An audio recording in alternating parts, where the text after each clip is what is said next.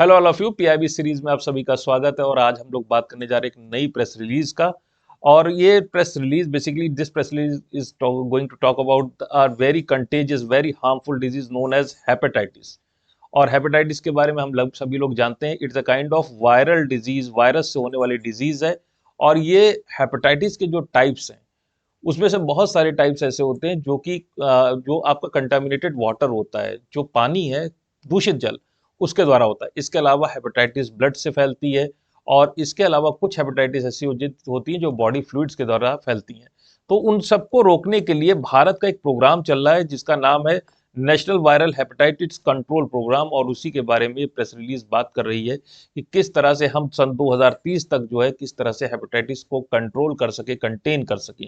तो चलिए बात करते हैं हेपेटाइटिस के बारे में। तो पहली बात है हेपेटाइटिस क्या है। देखिए, there is a word in Latin known as hepar and the meaning of hepar is liver. Hepar का मतलब होता है लीवर यानी कि यकृत। एंड टिस जो वर्ड लगा है TIS, टिस का मतलब है इन्फ्लेमेशन यानी सूजन, यानी कि हमारे लीवर में क्या आ गई है, सूजन। Then what is hepatitis? Hepatitis basically it is a inflammation in liver.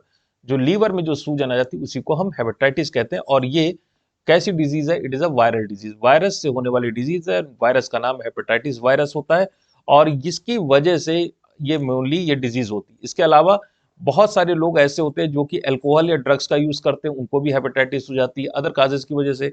Auto immune disease यानी कि आपके लीवर में सूजन ऑटो इम्यून डिजीजेस की वजह से, जब आप ही के शरीर का इम्यून सिस्टम आपके खिलाफ काम करने लगता है, आपके ऊपर हमला करने लगता है, तो इस वजह से भी लीवर जो है उसमें सूजन आ जाती है। और ये लीवर में जो सूजन आती है, ये कभी कभी इतनी ज्यादा डेंजरस हो जाती है कि इसका ट्रीटमेंट करना बहुत मुश्किल हो जाता है। It cause liver cirrhosis, liver cancer. तो ऐसी स्थिति में पेशेंट का बचना बहुत ज़्यादा मुश्किल हो जाता है। और चूंकि जितनी भी प्रकार की हेपेटाइटिस हैं, सारी की सारी हेपेटाइटिस जो है उनको रोका जा सकता है, प्रिवेंट किया जा सकता है अलग अलग तरीकों से। और इसमें से मैक्सिमम जो लीथल हेपेटाइटिस है उनको तो कम से कम हम वैक्सीनेशन के जरिए भी कंट्रोल कर सकते हैं। लेकिन जो लोग वैक्सीनेटेड नहीं है और जो लोग ड्रग्स का यूज करते हैं, सिरेंजेस की अदला बदली करते हैं, या फिर ब्लड्स का यूज करते हैं, ब्लड का मतलब ब्लड ट्रांसफ्यूजन ठीक ढंग से नहीं हुआ, या फिर वो कंटामिनेटेड फूड या वाटर का, खासकर वाटर का अगर यूज करते हैं, संदूषित जल का यूज करते हैं। और जैसे आजकल बरसात का मौसम है और ऐसे मौसम में अगर आप बाहर का पानी वाले पेय पदार्थ, जैसे कि जो भी पानी से रिलेट करने वाले पदार्थ हैं, अगर उनको पी लेते हैं, तो ऐसी स्थिति में आपको हेपेटाइटिस हो सकती है। तो कुल मिला के हेपेटाइटिस के इंपॉर्टेंट है आपके एग्जाम के लिए 5 टाइप्स की होती है, A B C D और E। There are the viral strains. और इसमें जो हेपेटाइटिस बी है वो सबसे ज्यादा खतरनाक होती है। इसमें type B and type C, जो कि बहुत ज्यादा मात्रा में क्रोनिक डिजीज कॉज करती है। दो तरह की डिजीजेस होती हैं, एक को हम कहते हैं क्रोनिक और दूसरे को कहते हैं एक्यूट। क्रोनिक इन्फेक्शन जो कि लंबे समय तक इन्फेक्शन बना रहे और आप पेशेंट को परेशान करता रहे, तो ये बी और सी जो है सबसे खतरनाक किस्म की हेपेटाइटिस है, जिनकी वजह से जैसे मैंने आपको बताया लीवर सड़ने लगता है, that is known as liver cirrhosis. और it could also cause liver cancer. तो इतना ज्यादा खतरनाक ये रोग है। 2018 में जब नई गवर्नमेंट 2014 में बनी, उसके बाद 2018 में एक नया प्रोग्राम स्टार्ट किया गया जिसका नाम है national viral hepatitis programme, that is important for your examination. और इसमें कैसे पता किया जाए कि हेपेटाइटिस को कैसे रोका जाए, तो सबसे पहली जरूरत है स्क्रीनिंग। जो पेशेंट है, जो व्यक्ति है, अगर वो सिम्टोमेटिक है तो उसको तुरंत उसकी स्क्रीनिंग की जाए, डायग्नोस्टिक की जाए कि उसको हेपेटाइटिस है कि नहीं, पहली चीज। बहुत सारे पेशेंट ऐसे होते हैं जो एसिम्टोमेटिक है, जिनमें सिम्टम्स नहीं दिखाई पड़ते, और उनमें भी वायरस की स्क्रीनिंग करी जाए ताकि जो है उनको रोका जा सके कि वो प्रसार में, बीमारी को के फैलाव में अपना योगदान ना दे पाए।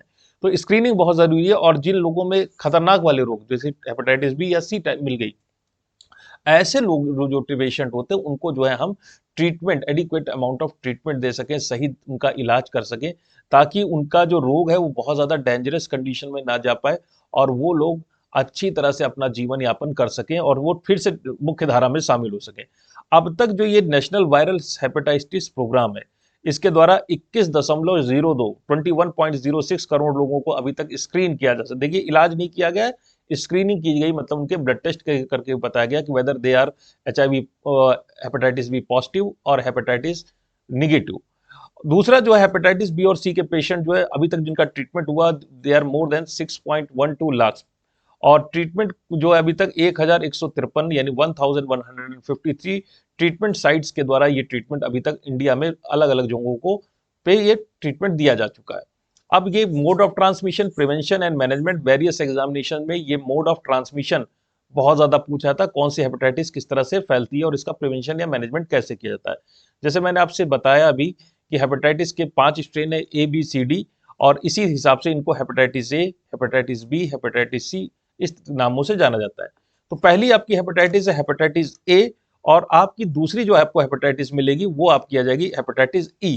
तो हेपेटाइटिस ए और हेपेटाइटिस ई ये दोनों ऐसी हेपेटाइटिस हैं जो कि मेनली आपका ओरल रूट से आती हैं। यानी कि किस वजह से आती है कि जब lack of safe drinking water, पानी अगर साफ नहीं पी रहा है और उसमें पानी में वायरस के पार्टिकल्स हैं, तो इस पानी को, इस कंटामिनेटेड पानी को पीने से ये हेपेटाइटिस हो जाती है। ये जो हेपेटाइटिस है इसको हम लोग आम भाषा में पीलिया भी कहते हैं, उन्होंने पीलिया या जॉन्डिस के नाम से जाना जाता है।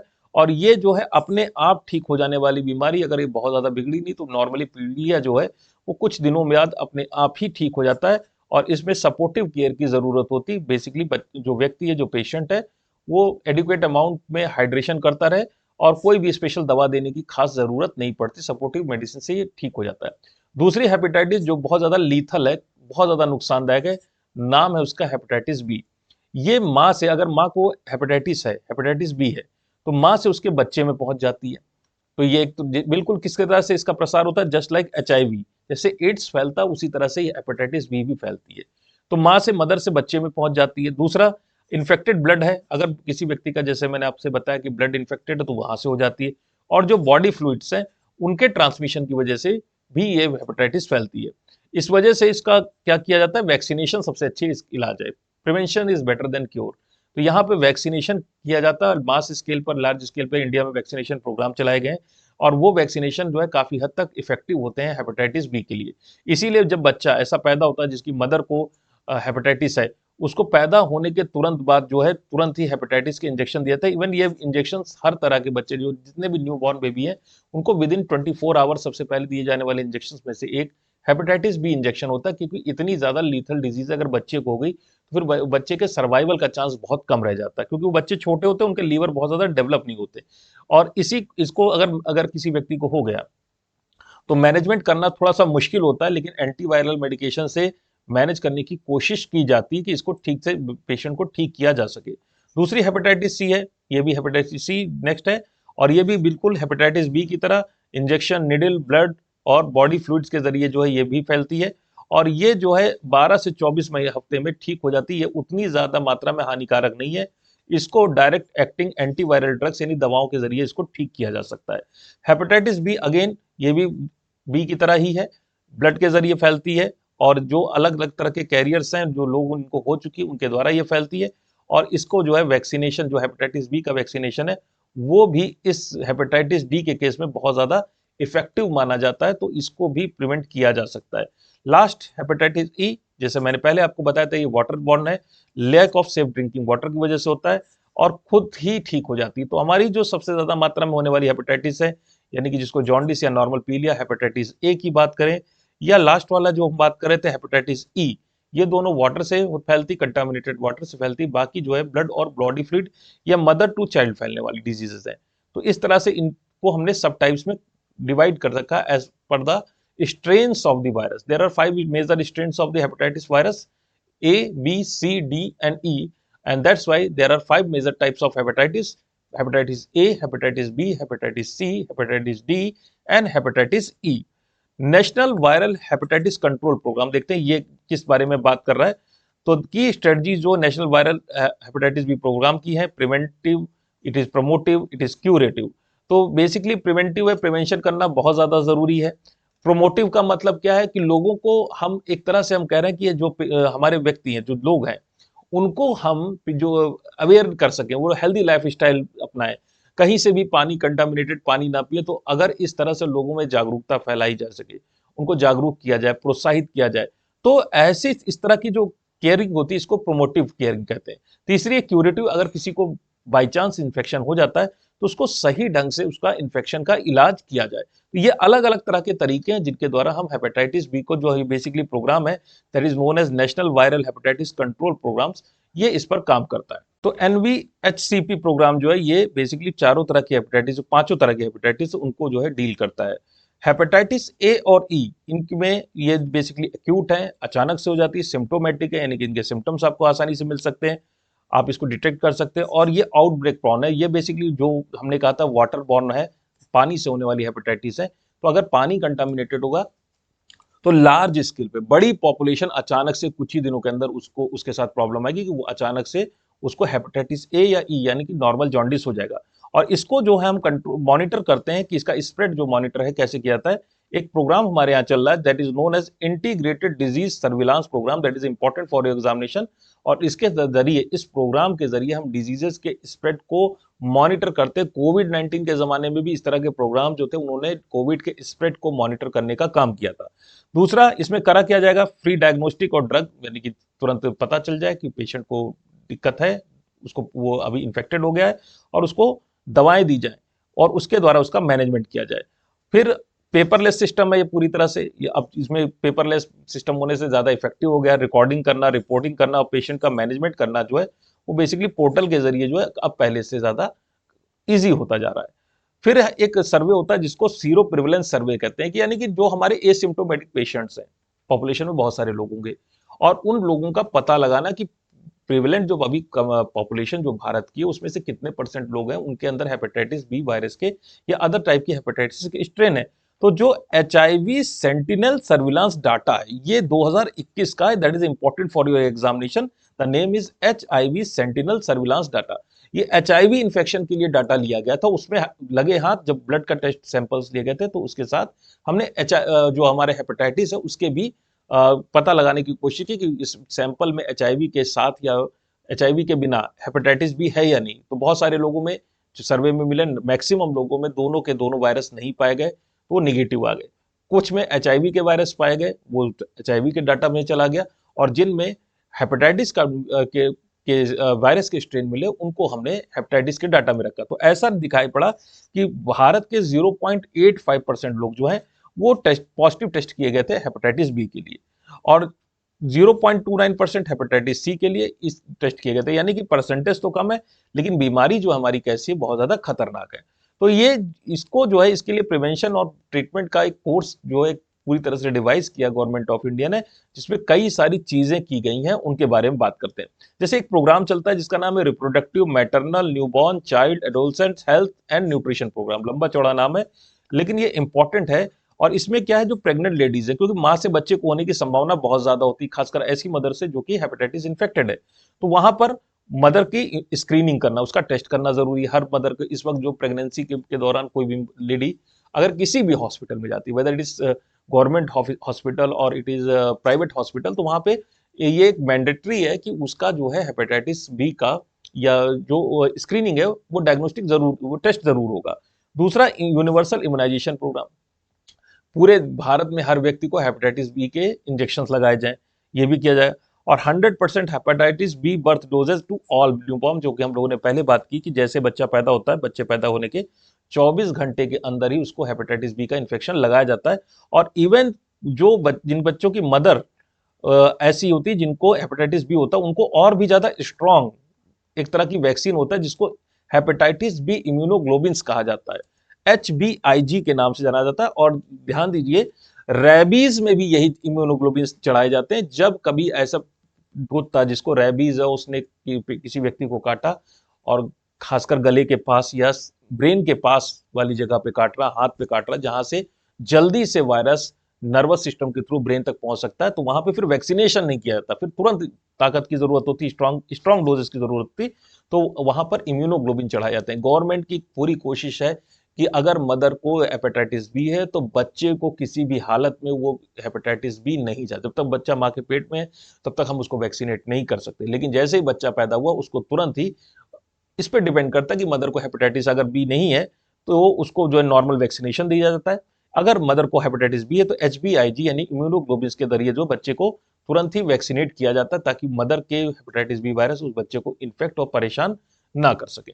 दूसरा प्रोग्राम जिसको बहुत सालों से चलता रहा है, जिसका नाम है नेशनल एड्स कंट्रोल प्रोग्राम, और इसमें जो हाई रिस्क ग्रुप है, अब हाई रिस्क ग्रुप कौन सा है, जैसे कि ड्रग एडिक्ट्स हैं, they are high risk group, क्योंकि वो सिरिंजेस क्या करते हैं, आपस में अदला बदली करते हैं, और एक एक व्यक्ति अगर HIV इन्फेक्टेड है तो दूसरे को हो सकता है। और मैंने अभी आपसे कुछ ही देर पहले कहा कि जो हेपेटाइटिस बी है एड्स की तरह ही फैलता है, खासकर बी। तो ऐसे हाई रिस्क ग्रुप जो है उनको हेपेटाइटिस बी और हेपेटाइटिस सी के लिए उनको बेसिकली उनकी स्क्रीनिंग करना इसमें शामिल है। इसके अलावा हेपेटाइटिस बी का वैक्सीनेशन जो है हेल्थ केयर वर्कर, नॉर्मल आदमी के लिए बात नहीं हो रही है, क्योंकि जितना ज्यादा नुकसान, जितना ज्यादा सेंसिटिव आम पब्लिक है, उससे बहुत ज्यादा सेंसिटिव जो है डॉक्टर्स हैं, उससे बहुत ज्यादा सेंसिटिव पैरामेडिकल स्टाफ है, क्योंकि वो लगातार ऐसे पेशेंट्स को इंजेक्शंस लगाते हैं, और बाई चांस नीडल उनको अगर चुभ गई तो उनके ब्लड के अंदर जो हेपेटाइटिस बी का वायरस जा सकता है। इसलिए जो हमारा पैरामेडिकल स्टाफ है, जो हमारे डॉक्टर्स वगैरह, उनको भी ये हेपेटाइटिस बी का वैक्सीनेशन एकदम मैंडेटरी है, कंपलसरी है, और इनकी स्क्रीनिंग वगैरह भी करी जाती है। फिर नेशनल ट्यूबरकुलोसिस, देखिए इंटरेस्टिंग फिनोमिना दिखाई पड़ रहा है कि रोग है वायरल और बैक्टीरियल डिजीज के प्रोग्राम को इसमें यूज किया जा रहा है। नाम है national tuberculosis elimination programme, NTEP। और इसमें जो NTP, क्योंकि ट्यूबरकुलोसिस जो हमारे यहाँ बीमारी थी, टीबी, 70s 80s और 60s में बहुत ज्यादा लोगों को टीबी होती थी, इनक्योरेबल डिजीज थी, इसका इलाज ही नहीं था जब तक एंटीबायोटिक दवाएं नहीं बनी थी। That is known as multi drug therapy, that is known as DOTS, directly observe treatment short course, ये तो बाद में आया। और एंटीबैक्टीरियल, जब तक हमारी ये एंटीबैक्टीरियल दवाएं नहीं, एंटीबायोटिक दवाएं नहीं बनी थी, तब तक टीबी एक तरह से इनक्योरेबल डिजीज था। तो इंडिया ने इस डिजीज को कंटेन करने के लिए, ट्यूबरकुलोसिस को कंटेन करने के लिए बहुत बड़ा तंत्र बनाया था। मशीनरी पूरी डेवलप है हमारे इंडिया में, और उस जो मशीनरी जिसका यूज टीबी के इलाज में किया जाता है, और उस पूरे के पूरे सिस्टम का यूज, वहां पर जो उसका यूज किया जा रहा है मॉलिकुलर टेस्टिंग में फॉर द HIV इन्फेक्शन, कि किसी को HIV वायरस है तो कोई बात नहीं, उसको नेशनल ट्यूबरकुलोसिस एलिमिनेशन प्रोग्राम के जरिए जो मशीन्स वगैरह, जो इंफ्रास्ट्रक्चर हमने डेवलप किया, उसके जरिए हम हेपेटाइटिस बी का भी हम स्क्रीनिंग कर सके, ताकि अल्टीमेटली जल्दी जल्दी इन्फेक्टेड आदमी का, पेशेंट का पता लगाया जा सके। इसके अलावा ब्लड ट्रांसफ्यूजन सर्विसेज हैं, जो ब्लड बैंक्स वगैरह हैं, उनको जो है लिंकेज करना है हेपेटाइटिस बी और सी पॉजिटिव डोनर से, जिस ताकि उनका फर्दर मैनेजमेंट किया जा सके। जैसे कोई व्यक्ति ब्लड डोनेट करके आया, अब ब्लड डोनेट करके आया और तुरंत ही पता चल गया कि क्योंकि जब आप ब्लड डोनेट करते हो तो ब्लड डोनेशन के तुरंत बाद किसी भी व्यक्ति को उसको ब्लड को चढ़ाया नहीं जाता, उसकी स्क्रीनिंग की जाती है मल्टीपल डिजीजेस के लिए, कि उसमें HIV का इन्फेक्शन तो नहीं, उसमें हेपेटाइटिस बी वगैरह का इन्फेक्शन तो नहीं। और बाई चांस अगर ब्लड में इस तरह का डोनर का ब्लड मिलता है, उसमें हेपेटाइटिस बी का इन्फेक्शन मिलता है, तो तुरंत ही उस डोनर को कांटेक्ट किया जाता है, जो रिस्पेक्टिव एजेंसीज हैं उनको बताया जाता है कि इस व्यक्ति को ये हेपेटाइटिस बी डिटेक्ट हुआ है ब्लड डोनेशन के बाद, और इसका तुरंत ही इलाज शुरू किया जाए। तो इस तरह से कह सकते हैं हम 360 डिग्री अप्रोच लेकर गवर्नमेंट चल रही, ताकि इस तरह की हाईली कंटेजियस, बहुत कंटेजियस तो कहेंगे नहीं कि बहुत ज्यादा कंटेजियस है, लेकिन वेरी लीथल, बहुत ज्यादा हानिकारक है, मृत्यु दर काफी ज्यादा होती है, खासकर हेपेटाइटिस बी में लीवर खराब हो जाता है इसमें, इतनी ज्यादा खराब है, लीथल बीमारी है, इसको जल्दी से जल्दी इसका पता लगा के पेशेंट का इलाज किया जाए, ताकि वो बीमारी ज्यादा बढ़ने ना पाए। तो ये है हमारा हेपेटाइटिस बी पर गवर्नमेंट ऑफ इंडिया का मैनेजमेंट। और आज की PIB में फिर यहीं तक मुलाकात रहेगी, फिर आपसे मिलेंगे नेक्स्ट PIB में, तब तक के लिए thank you all of you.